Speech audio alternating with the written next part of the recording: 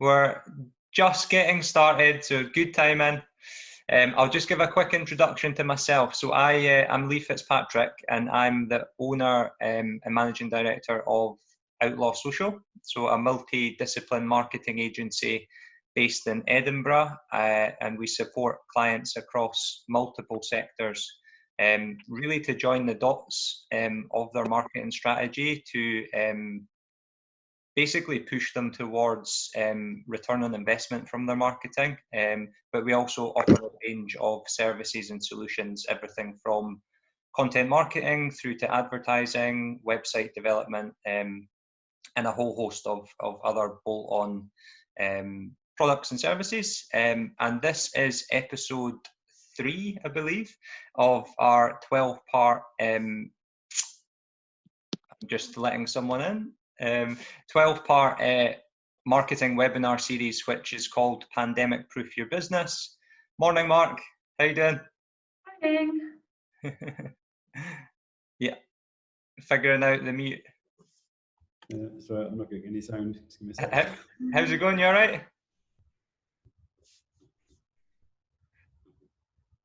We've got someone else joining us. Cool. Yeah, so this is episode 3 of our 12-part webinar series, which is all about equipping business owners and marketing managers with the tools that they need to, I guess, thrive through COVID-19 and beyond. And today we've got Rachael Bews joining us. If you give us a little wave, Rachael. Hello. Rachael is an SEO and CRO and marketing expert with lots of years of experience supporting clients. Rachael runs a business called New Cotton and is also one of Outlaw's project managers, account managers, and helps us to deliver work for our clients. I don't know if that's done you justice, Rachael. I'm going to pass it over to you now. You can give us a bit more information and we'll get cracking with the session. Yeah, no, that's great. Cool. Well, thank you so much for having me, first of all, Lee, and everybody else who's in the webinar this morning. It's so great for you all to come along and tune in first thing this morning. The first thing I want to say is that I think both Lee and I are really keen that this is as interactive a session as possible. So feel free to ask questions at any time. I think that to kind of minimize audio feedback, Lee is going to mute the mics of everyone once we get going. So you can post any questions you have in the chat, and Lee will be kind of fielding those as we go forward.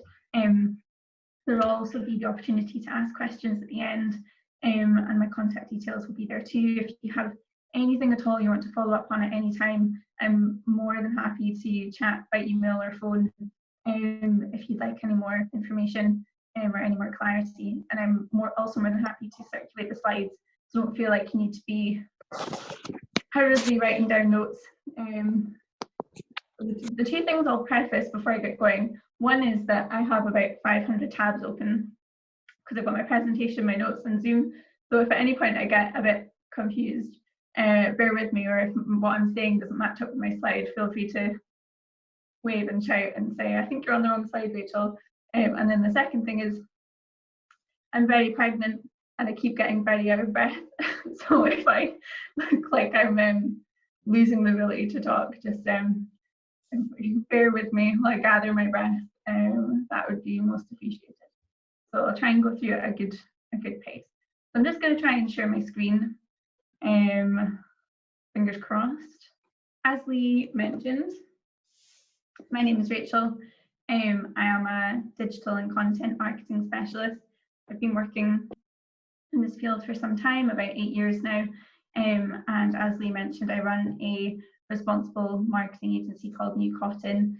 We support brands to tell their stories in an authentic and engaging way that gets them noticed online responsibly. So we very purposely take a stand away from things like black hat SEO, discriminatory targeting,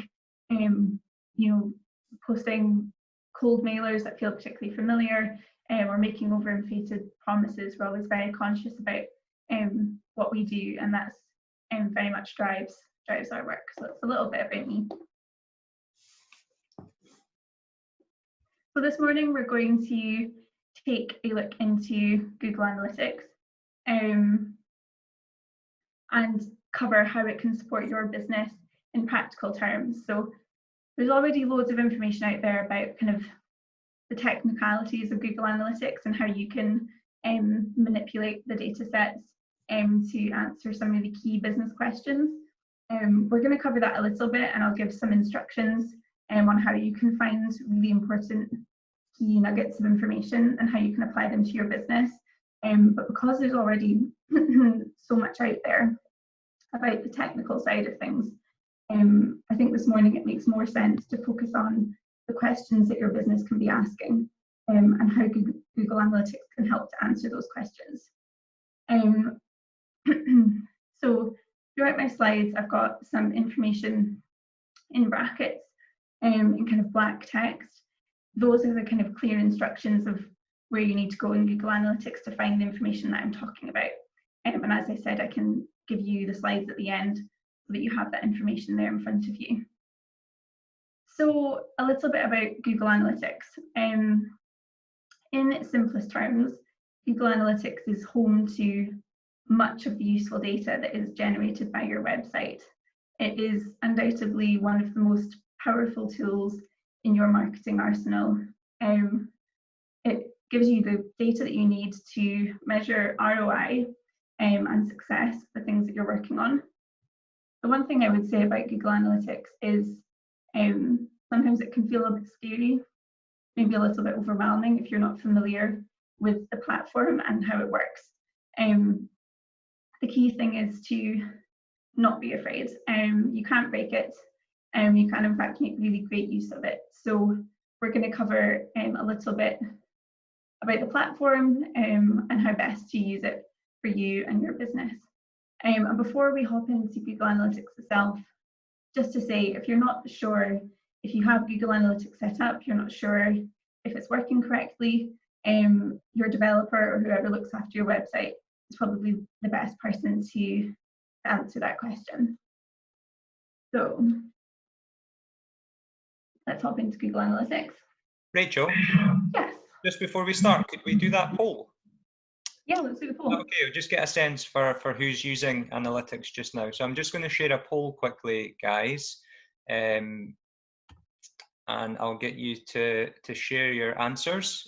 So let me know if you can you see that, Rachel? Yeah, I can, yeah. Excellent. Interesting. We've got a good mix here. I'll share them just now. So share results. That's really interesting. So this session is going to be so exciting for people. So the majority of people either don't use it or do use it but don't feel very confident. So there's lots of scope for learning and improvement, which is great. Yeah, and what I would say is the approach that I've tried to take through these slides, through this workshop, is to cover things in a really easy to understand way. If you're like a complete beginner and you've never really looked at the platform before, then that's completely fine. Equally, if it's something that you've been using for a while, or it's something you're maybe familiar at looking at kind of from reports from your dev or your marketing team, there's lots in there as well to help you kind of level up your knowledge and some kind of insider tips and tricks and things that maybe you wouldn't have thought of before. So hopefully we'll have something for everybody in there, I hope. Cool. So Google Analytics on the whole is split into kind of 5 main areas.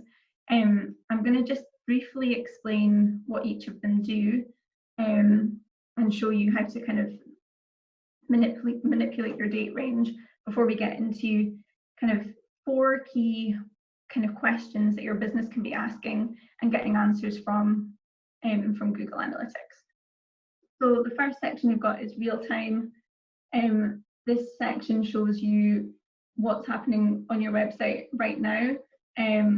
This is kind of a dummy account, so the data isn't huge, but for the purposes of what we need it to do, this will be fine. So this tells you who's on your site just now, where they're accessing it from, what content they're viewing, etc. So it's pretty self-explanatory. The audience section tells you who is accessing your website and from where. So if you're looking for kind of like demographic information, what people are interested in, what countries or cities they're accessing your site from, what devices they're accessing it from, this is where you're going to find that. Very quickly before I want to move on, because I think this is an important piece of the puzzle, manipulating your date range is really important to be able to see trends. So from most screens like this, you do this from the top right-hand corner. And this is kind of one of there'll be a few kind of technical tips that I will give. This is one of them. I would always recommend looking at a date range of about 6 months if you've got decent data. I've extended this to 12 here because, this is like a dummy account, so I wanted to maximize what we could see. But if you were to do the past 6 months, I'm going to guess is November to May. Not very good at counting months. So you can see trends over time, which is really important. Seeing it in days, not always the best way to view your data. I would always recommend looking at weeks or months, and it's better that way to see trends. So what you can see here is that there's been kind of a gradual incline in traffic to the site from all users over the past 6 months. Don't be alarmed if your traffic looks like it's fallen off a cliff in the current month, just because there's not as much data. So that's audience acquisition. I guess these kind of labels already sound like what they do in practice, but acquisition is how your site gathers its visitors, where they come from.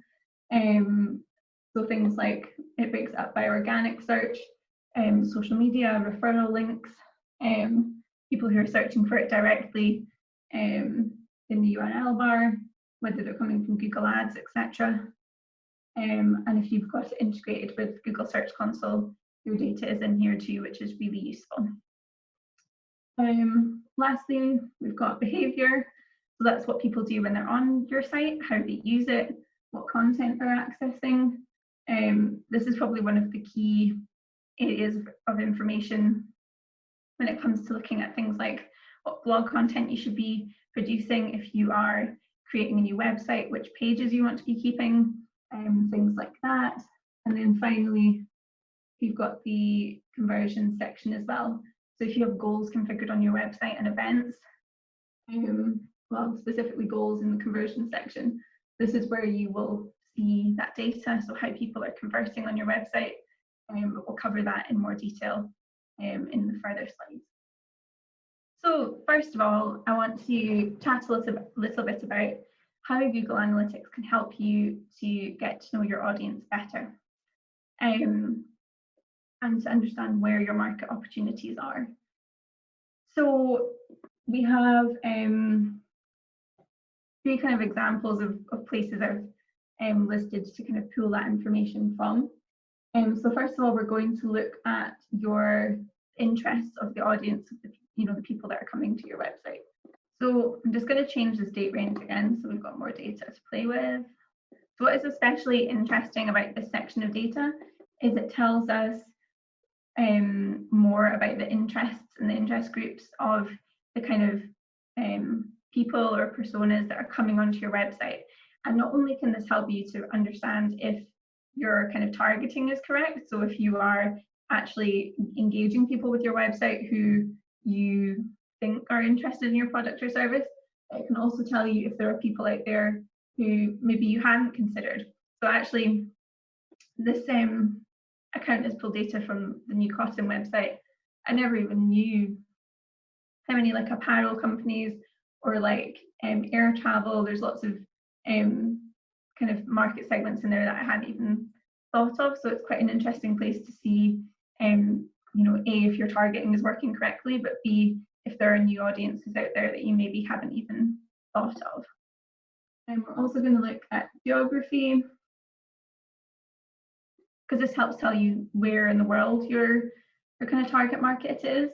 And what's interesting again with this one is that, yes, there's probably things in there that are unsurprising. So in this case, a lot of our traffic comes from Edinburgh, Aberdeen, Inverness.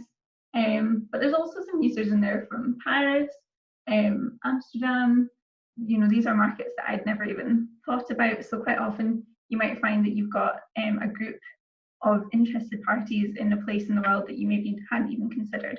So it can help you to kind of untap where your market potential might otherwise be that you haven't previously thought of. Rachel, just got a question came in from Andrew. Thanks, Andrew.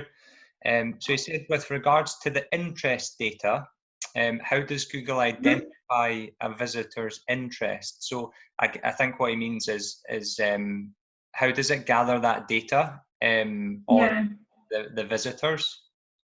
So your digital footprint that Google has, scarily of pretty much all of us, unless you're very, very good at hiding your digital tracks, it will map your interests based on other websites you go on, based on content you engage with on social media, things that you search for in Google, things that you search for through your Google Home Hub or your Alexa in your house. Like Google freakishly has eyes absolutely everywhere. So it will be pulling these kind of data points from other things that you access online, including things that you might search in the course of your work day to day. If you're a B2B company, you might be finding what kind of wider markets people are interested in. So like we saw there with air travel and apparel. But yeah, beyond that, it basically comes from your digital footprint. Perfect. If that makes sense. Perfect. He says that makes a lot of sense and is a bit scary.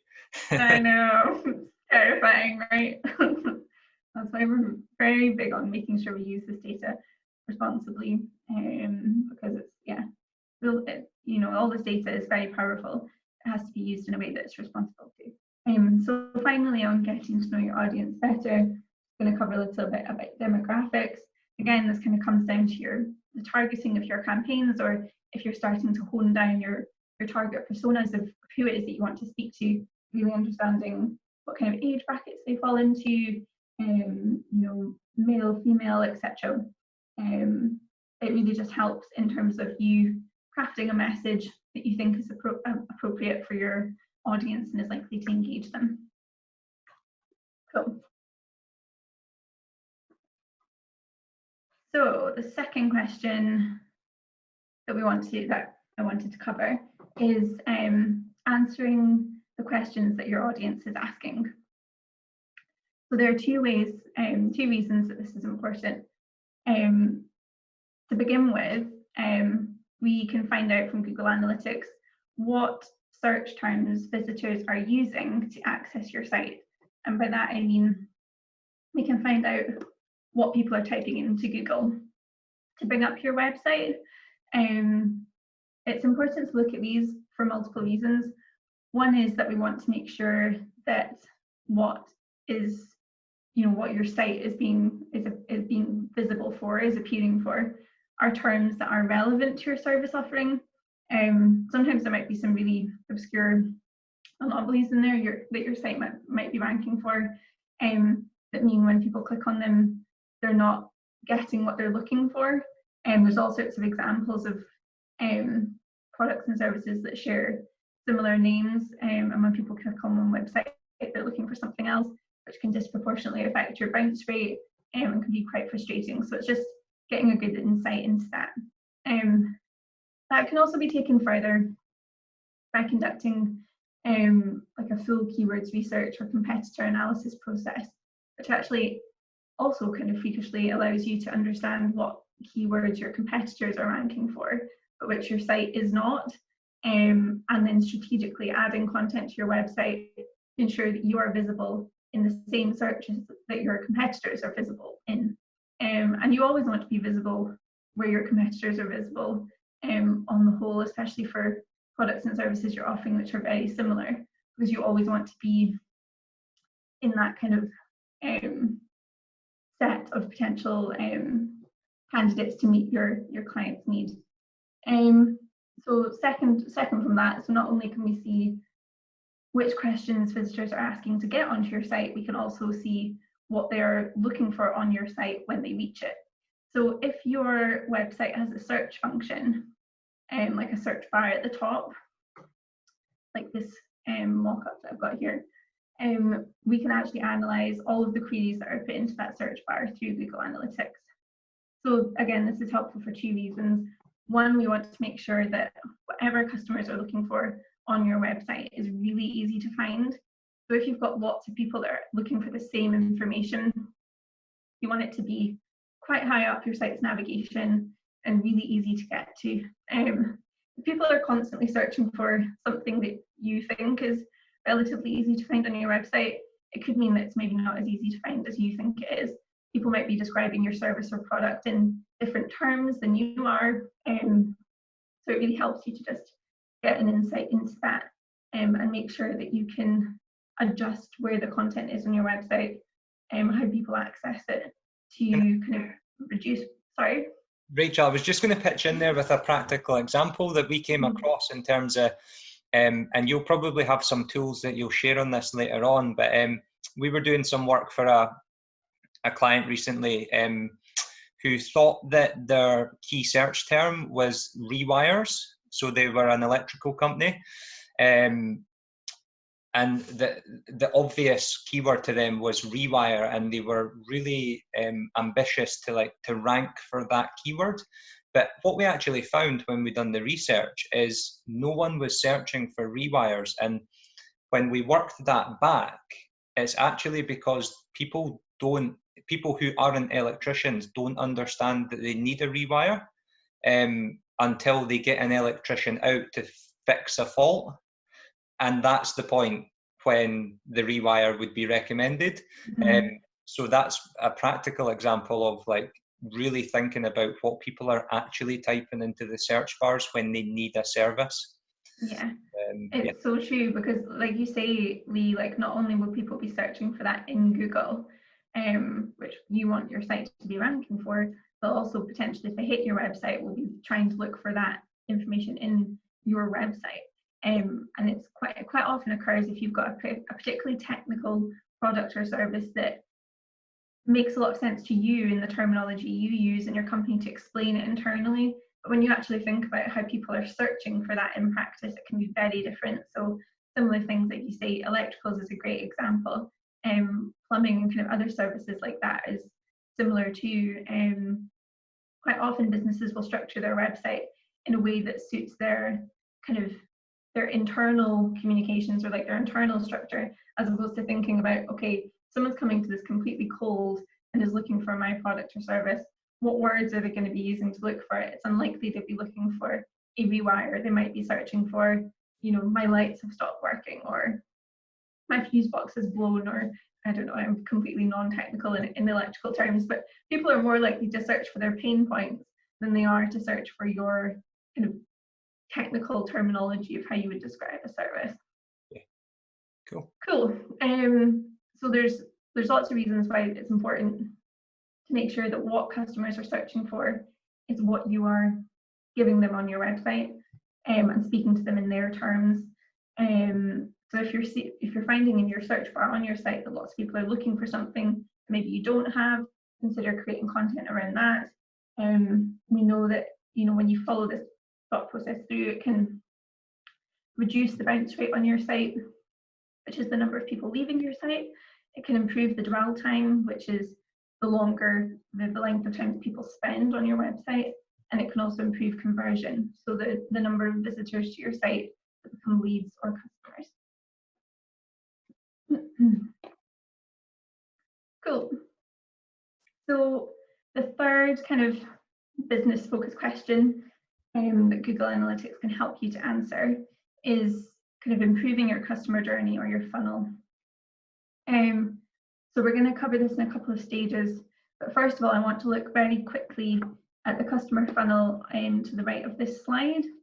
So this is just a very brief, simple example of how someone might come to land on your website and could potentially become a lead for your business. So say, for instance, that a friend of theirs has shared a social media post that includes a blog that was written by your company. You, the prospect, then like that shared post. You click on the blog, which takes you onto this company's website. You read the blog and then you think, interesting, I maybe want to learn some more about this company. I'm in a particular base for this product or service offering.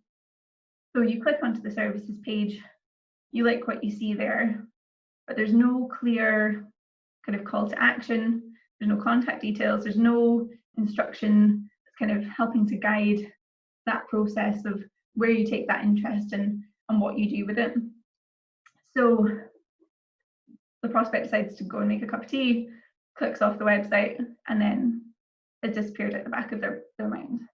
So improving the funnel, improving your customer journey is all about looking at every brand touch point that someone engages with your brand, where they have the potential to become a lead or a customer, and optimizing that at every stage. And what so many people don't realize is it's completely possible to look at and optimize this journey in really granular detail, from where people enter your website to how they use it and then to what happens after they exit. So I'm going to hop into Google Analytics again. We're going to take a little look at where people are accessing your website from and how you can use that data. So, Rachel, can I just give a practical example there again? But it's actually a project we're working on just now. So when we were doing an audit for a client that you were actually working on this project, we discovered that there was a spike in site visitors over a 2-month period. And when we done a bit of research, we discovered that it was because they were sharing projects to social media. So there was a spike of about a couple of hundred visits a month, which was great. But what Google Analytics allowed us to do, and without this tool, we wouldn't have understood this or been able to delve a little bit deeper, is we identified that the bounce rate for that traffic was about 80 to 90%. So pretty much nearly 90% of all the visitors were leaving pretty much immediately after they landed on that page. And that was because the page, so when we delved into it, there was no call to actions. It was a nice project page with nice images, but we never gave the visitor any clear direction on what to do next. So I thought that was a good example of what this powerful tool can do. Yeah, absolutely. And I think quite often, there's very simple conversion rate optimization tweaks that can be made to your website, and including call to actions. Clear call to actions is just one of them. Also a good opportunity to plug the next webinar on Thursday, which is all about conversion rate optimization. So yeah, no, that's a perfect example. So let's just hop quickly into Google Analytics again to understand where visitors are accessing your website from. So we've already covered one of my technical tips, which is how to change the date range. Like I say, ordinarily I would have this to about 6 months. Another thing that's really key is you want to understand the difference between your visitors, which are coming from paid, specifically paid and organic channels. And we do this up here in the top left. If you want to, I'm going to keep all users just as a comparison and add organic. You can see you've got all sorts of different types of site traffic in here. So, it's really up to you what you want to select. The ones that are the most helpful are likely to be organic and paid, specifically only really though if you've been running like Google Ads paid campaigns. But I'm going to do both just to show you the difference. So we can see that if I switch it to month view, it's quite typical that your organic traffic will be much like a considerable portion less than all of your users. This is purely because all of your users will encompass people who are coming from referral links, people who are typing your URL directly into their search bar, people who are clicking through from social, etc. Organic is a really useful insight because it shows us how many people are accessing your website for search terms in Google that are relevant to your service. And organic traffic is one of the most important things to focus on. So that's just one example there, organic versus paid. You can also look at device. I'm just going to strip this one out. So if you want to remove it, you just click on the top right-hand arrow, click remove, and then it shows you just all your users again. The reason I always highlight this to people is that so often web design, even still now, has traditionally focused so heavily on desktop website use. But even for ourselves, you know, almost 27% of our site visitors in this period have come through mobile, a smaller percentage through tablet. But how a site works on mobile is very different to how it looks and feels on desktop. Even for B2B brands, it's surprising like what percentage of your site traffic will actually come from people on the go on mobile. So they might be, you know, not so much now, but ordinarily they might be sitting on the bus on their commute to work, looking at your website on there. They might be out at lunch, checking your website on their phone. They might be sitting of an evening in front of the TV on their phone as well. These are the times that people seem to be most active on their mobiles. And so making sure your site is really optimized for these visitors is so crucial. I can't encourage that enough. And then lastly, in terms of how visitors are accessing your site, very quickly going to look at landing pages.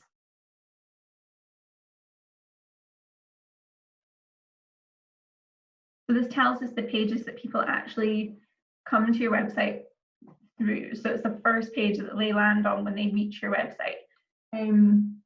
It's very common for your homepage, which is this one, the one that has kind of nothing after the /. It's almost always going to be the highest ranking traffic landing page. But what's interesting is what comes after that. So it tells you what people are most interested in learning about and how people are most frequently accessing your site. So I'm quickly going to just continue this thought processes on one step down the funnel. So from how people are actually getting onto your website, we can look at how they're using your website. Google Analytics has some really amazing user flow data. I'll just show you one example in the interest of time, but they're both listed there in the slide, in the black kind of copy there. So if we go to user flows, this gives you a really good understanding of how people are using your website and the number of interactions they have. So we can see here, so at the moment this is filtered by country, but you can change this filter to just about anything, any of the data that's available in Google Analytics. But we'll keep it on country for just now. So most people who come from the UK to our site, these are the pages that they access first. This is where they go after the homepage. So services, team, testimonials, etc. And then we can see here that quite a lot of visitors have quite a long interaction with this site, like the dwell time is pretty good. So people are visiting multiple pages, and it's promising to see that contact us specifically, which is kind of our main CTA page, is there through each stage of these interactions. So it's really helpful to understand how people are engaging with your site in this way. Could I, Rachel, could I give another example? Yeah, please. So I find this page to be incredibly useful, and I'll give a practical example. So a travel brand that we do work for made the assumption that most of their site visitors came from referral, so from other referring sites. So they were downplaying the importance of their brand because they relied so heavily on these referring sites. But actually, when we delved into the sources of traffic, we found that organic search and brand-related searches were pretty much double the amount of referral traffic. But what we wanted to do is come in here and actually look at the quality of the traffic. So we looked at the journey of people who found us based on searching for the brand, and then also based on the referrals from other websites. And we found that they were almost identical. If the brand terms were dropping off at an earlier stage, maybe not resulting in conversions or contact us pages, then we would have probably downplayed it. But because of this user's flow, we were able to understand that the quality of the traffic was the same. and make a decision to develop the brand out of that. Yeah. Yeah. It's amazing the insights that can come from, you know, seemingly straightforward and simple tools such as these. You know, it's very interesting, like you say, the kind of drop-offs as well. Data is really helpful to see here. You know, 37.4% of traffic coming to the homepage, which accounts for most traffic, drops off after reaching the homepage. So, you know, that's when we'd be asking ourselves, okay, that's not a huge number, but that's, you know, that's a considerable proportion of people who are hitting the homepage. What can we do to encourage them to stay on the site longer? What, you know, specifically like conversion rate optimization or user experience enhancements can we make to improve this customer journey, and ideally have them, you know, become a lead or convert in another way. And so lastly, before we move on from this specific question, I just want to look at as well site content. So we've already covered the landing pages, so that's where people access your website and which page they access first. I just wanted to cover quickly what is the difference between landing pages and all pages. If it loads. So basically the landing pages are where, let's ally. That is my account, so I know I have permissions. Bear with me.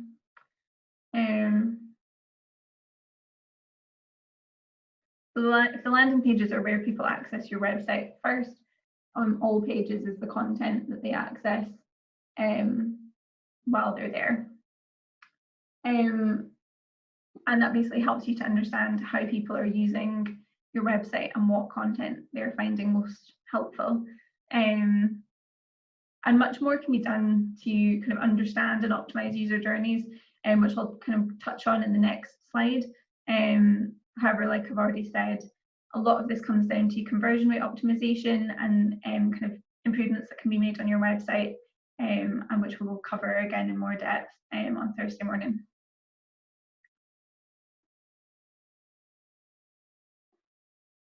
So kind of finally, I want to cover a little bit about goal and event tracking, which if you're kind of, even if you've been using analytics for a little while, this might not be something that you've set up yet, or it might not be something that you're 100% sure how to set up. It is undoubtedly one of like the best ways to establish your return on investment and the success of the measures that you're taking and the actions that you're taking. I love goal tracking just because it's easier technically to implement than event tracking. I'll tell you why that is the case. So basically, before I find that, sorry, I just want to let you know, so goal tracking, arguably the simplest way to track your goals in Google Analytics. Worth remembering that Google Analytics only gives you a limited number of goals for your account, and they cannot be deleted. So think really carefully about your goals before you set them. If you need to repurpose old goals, that's okay. It's definitely doable. Just remember to add a note in your Google Analytics account on the date that you do this, and to discount any data that you've tracked from before this date. And I'll show you in the next slide how to add a note in your Google Analytics account. So the key thing when you're setting goals is to ask yourself, what key actions do you want people to take on your website? So do you want them to book a call, download a white paper, add a product to their basket? Do you want them to check out their basket? There will probably be a number of different actions that you want them to take. Specifically, I would say focus on the ways that you want people to convert. So if you have buttons and CTAs that are pushing people to book a call, but your team, or like logistically, you can't manage calls, or you find that like a logistically challenging way to manage conversions, then don't push that as your main conversion point. Don't push that as your main goal. And make sure it's something that is appropriate for your company, and you're asking people to convert in a way that is manageable for you. It's also worth having multiple calls to actions, some which are kind of softer CTAs than others, or like less qualified. So for instance, like booking 45-minute demo might seem quite an investment for someone to give 45 minutes of their time. But if you can perhaps have, downloading a white paper or booking a 5-minute callback or something that's a bit less involved, that requires a bit less investment, it's good to have those kind of multiple levels of conversion so that it's easier to encourage people to convert. You can use goal tracking if your conversion page, so here we've got book a free 15-minute call. You can use goal tracking if the URL on your conversion page is different to the URL on your success page. So i.e. when you've booked a call and you get a new page come up and it's got a different URL, or it's got like an extra bit of the URL added on at the end, then that's fine. You can use goal tracking. If, as we have in this instance, the URL is the same both before and after the point of conversion, then you need to use event tracking, which instead of tracking the number of visits to point A, so the first page, and point B, the second page, event tracking actually measures the number of times that people click on a submit button or get appointment button, which is here hidden behind this message. So I hope that explains the difference. Whether you choose to use goal tracking or event tracking, both can be made to work alongside your Google Ads campaigns, which is really helpful. So you can directly see how Google Ads are affecting your conversions. And I would say if you're at all unsure of how to do this, the Google team themselves are extremely helpful at helping you to set these up and make sure that they're working correctly. If you have a Google Ads account, the Google phone number is in the top right-hand corner of your account. You can give them a call and your account manager will help you at any time to set those things up. So don't hesitate to give them a buzz, they're really helpful. So finally, as I move to wrap things up, I mentioned previously about the importance of taking notes in your Google Analytics account. There are lots of reasons to do this. Basically, if you run a campaign, if you hold an event, if you have distributed an email newsletter, like the example that Lee gave earlier, where a company had started sharing lots of kind of testimonials, case studies on social media. Anytime you take action like this, or if you've repurposed a Google Analytics goal, make sure you keep a note of it in your Google Analytics account. In the audience tab that we were in earlier, it's very simple. There's a little, if this doesn't display straight away, create a new annotation. This little arrow will be pointing downwards underneath the months. You just click on that, create new annotation, and then you give a little description and choose the date. So you can see here, we had a spike in traffic in summer last year at the same time that an article I had published on LinkedIn and was driving traffic to the website. So we've saved this annotation in the account, and it means that anytime someone else works on the account, anytime I look at it, in the next 6 to 12 months, we can look back and see at a glance what has worked well and perhaps what has worked less well. And it's just this, it's really good best practice to ensure the longevity of your account, making sure that whoever works on your account has immediate access to its history, and that you can easily see, quickly what is working and what isn't working as well as you would have hoped. Rachel, can I just ask a question? Yeah, of course. Mainly just a bit of clarity. So I think some people on here will probably post articles or write blogs. Could you, I don't know if your analytics account is working again, but could you give us a quick walkthrough of where they would go to find that in the sort of traffic source medium for a specific article? If they want the performance of an article they had posted on LinkedIn, for example. Yeah, so my analytics account is making me, I can't remember my password off the top of my head, which is bad. But what I will do is when we come towards the end, I'll hop back in and try and get that. What I can tell you is that the best way to do it when you're sharing URLs is to use Google campaign URLs to generate a unique URL so that it's easy for you to track in Google Analytics. I can show you how to find an article that you haven't used a campaign URL for, and I can show you how to use one that you have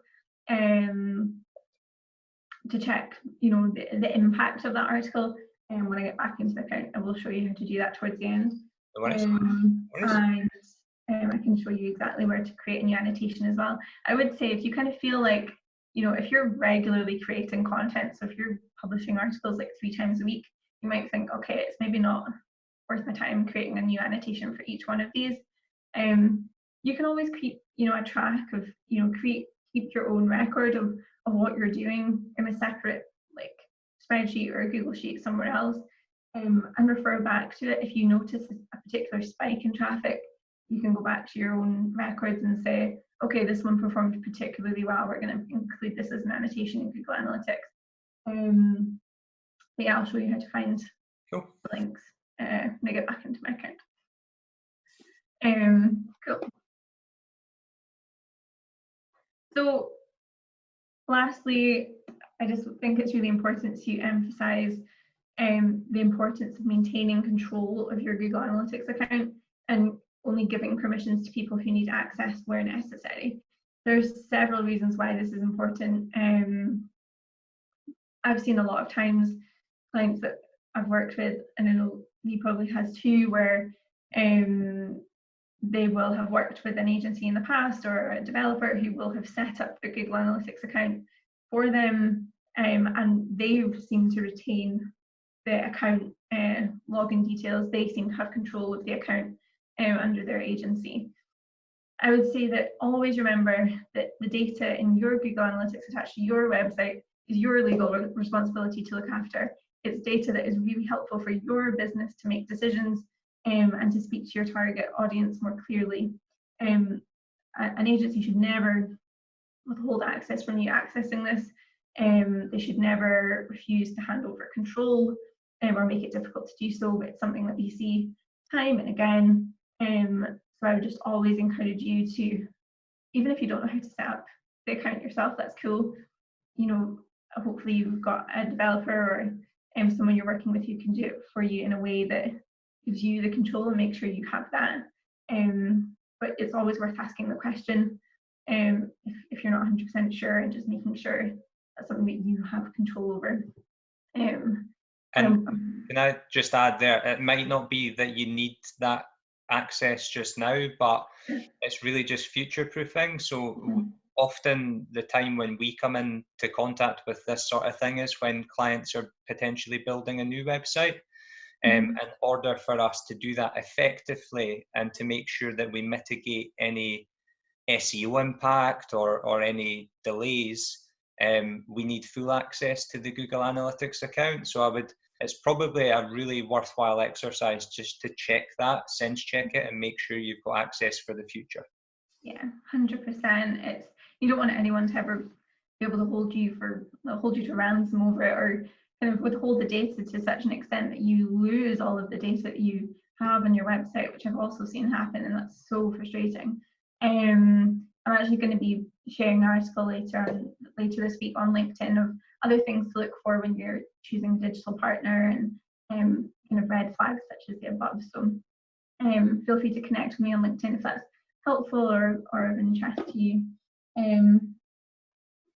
Lastly, I want to just mention, so a lot of the things we've covered this morning have, like I mentioned at the beginning, I really wanted to focus on the kind of practical business questions that Google Analytics can help you answer. If you're looking for more technical expertise and guidance on how to pull this information out of Google, then I can't recommend highly enough the Google Analytics Academy. There are free courses on there from like beginner level. They're really simple, straightforward.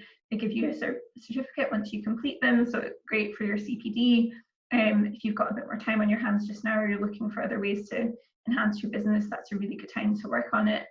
That's very much what got me kicked off on Google Analytics and took me from being quite like afraid of it in the beginning to really absolutely loving it and completely changing my approach to being very much kind of data driven and data led. So yeah, I would highly recommend looking at the Google Analytics Academy. And lastly, just want to say, if you would like a copy of the slides, or if you want to get in touch about anything that we've covered this morning, anything that you would like more clarity on, or to kind of chat through, then really mean it. I'm more than happy to help by email or picking up the phone. Don't hesitate. And I know we're quite tight on time, but for folk who are still around, if you've got any questions and answers just now, I'm sure Lee is happy to facilitate that. Yeah, absolutely. Yeah. Thank you very much, Rachel. That was good. All right. You crammed a lot of information into a really short space of time. So guys, if you have got any questions, anything at all, please put them in the comments. I'm actually just going to unmute everyone just now. There is one question I've got here from Mark. So it was from earlier on. Do you need to add a cookie usage pop-up to use Google Analytics on your site? If so, can you recommend one that can be dropped in? Yeah, best practice is to always have like a cookie notification and a privacy policy and kind of terms and conditions for your website, so that people know that you're collecting their data. There's so much around that with GDPR.